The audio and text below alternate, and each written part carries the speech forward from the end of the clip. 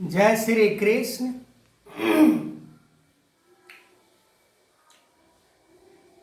मनुष्य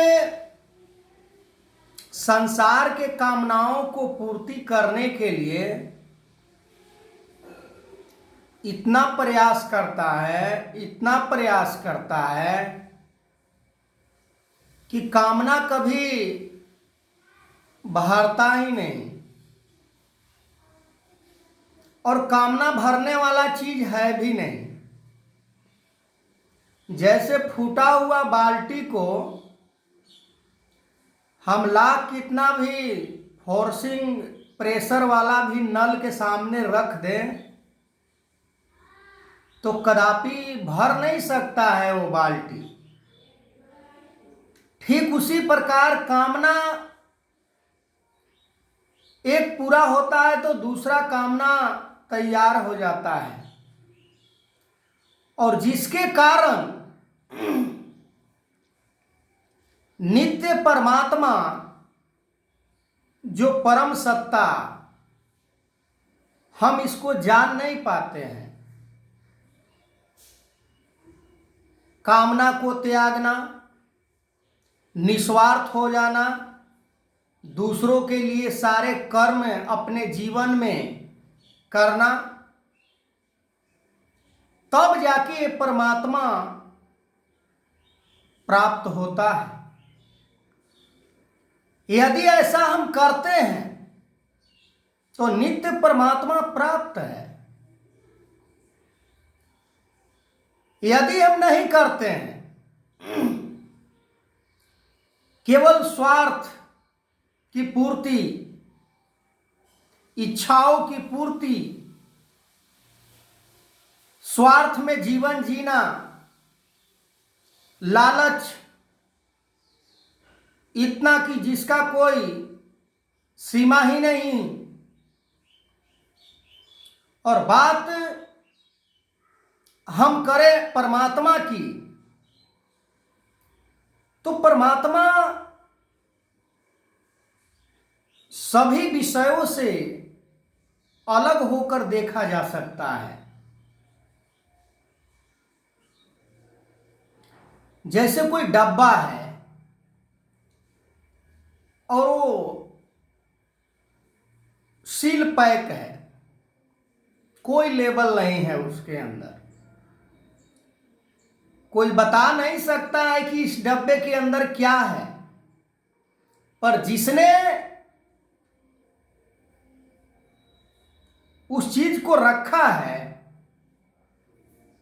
उससे यदि पूछा जाए तो वो बताएगा कि ये डब्बे के अंदर अमुक है वस्तु को मैंने रखा था, इसका फलाने नाम है, या कोई भी नाम जो वस्तु है उसका दे देता है तो हम मान लेते हैं। ठीक उसी प्रकार जिसने परमात्मा को प्राप्त किया उसने बताया कि परमात्मा कैसे प्राप्त होता है।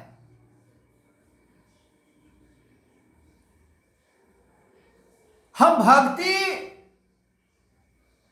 में समय देते हैं, पर भक्ति किसे कहा जाता है हमें मालूम नहीं है। भक्ति से हमें क्या प्राप्त होता है? हम कह देते हैं कि हम भक्ति कर रहे हैं। हम भक्ति कर रहे हैं तो उससे क्या प्राप्त हो रहा है? हम क्या उससे बदलाव अपने जीवन में लाया? क्या भक्ति करने के उपरांत हमने क्या लालच को छोड़ा? भक्ति करने के उपरांत क्या स्वार्थ को छोड़ा? भक्ति करने के उपरांत क्या कामनाओं को समाप्त किया? भक्ति करने के उपरांत क्या तरह तरह के हमारे मन के अंदर जो घृणा, द्वेष, ऊंच नीच का दीवार जो खड़ा है, क्या उसे हम समाप्त किए? यदि ये सब नहीं हो रहा है तो भक्ति कैसा? और जब भक्ति से ये सारे गुण हमारे मन से निकलता नहीं है, जिसे अवगुण कहा जाता है, तो परमात्मा को भक्ति के द्वारा प्राप्त किया जाता है। भक्ति इसलिए किया जाता है कि परमात्मा को प्राप्त किया जाए, मन के सारे दुर्गुणों को समाप्त करके। ये नहीं कि मन के अंदर अनेकों अवगुण भरे पड़े हैं और परमात्मा की प्राप्ति हो जाएगी। डोल के अंदर यदि गंदे पानी भरे हुए हैं तो हम लाख कितना भी उसके अंदर स्वच्छ पानी डाल ले, वो गंदा ही रहेगा। मन के अंदर हमारे जितने भी दुर्गुण हैं, वो जब तक समाप्त नहीं करेंगे तब तक भक्ति नहीं हो सकता है। जब भक्ति नहीं हो सकता है तो परमात्मा को भी प्राप्त नहीं किया जा सकता है। भगवान कृष्ण ने अर्जुन को यही बात बार बार समझाने का प्रयास किया है कि अर्जुन, मन को माया से मोड़ो, मन को माया से बाहर निकालो। संसार रूपी जो काल कोठरी है, इससे तुम बाहर निकलो। माया के प्रभाव जब तक तुम्हारे ऊपर बना रहेगा तब तक तुम मुझ अविनाशी स्वरूप को नहीं प्राप्त कर सकते हो।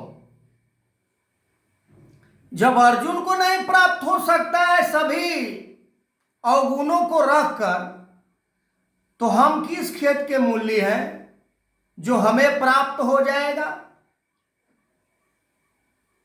लोभ इतना, कामना इतना, स्वार्थ इतना, ऊंच नीच जाति धर्म का दीवार इतना, तो असंभव है कि परमात्मा को प्राप्त हम कर सकते हैं। ये नित्य परमात्मा तो नित्य ही रहने वाला है। नित्य जीवन नहीं हो सकता है, पर मनुष्य का कर्म नित्य हो सकता है। जो परमात्मा की प्राप्ति करने में जो कर्म हम